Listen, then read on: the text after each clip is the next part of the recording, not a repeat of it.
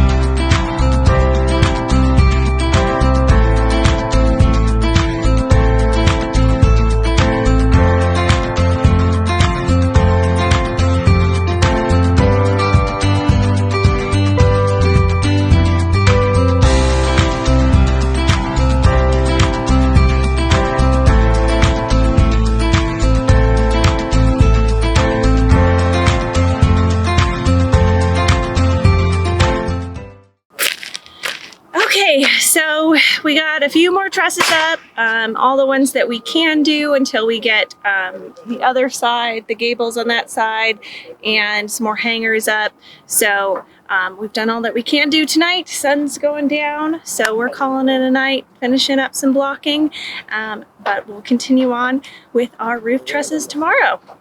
So don't forget to subscribe, like, hit that notification bell to stay up to date on the project and see us continue with our DIY custom home.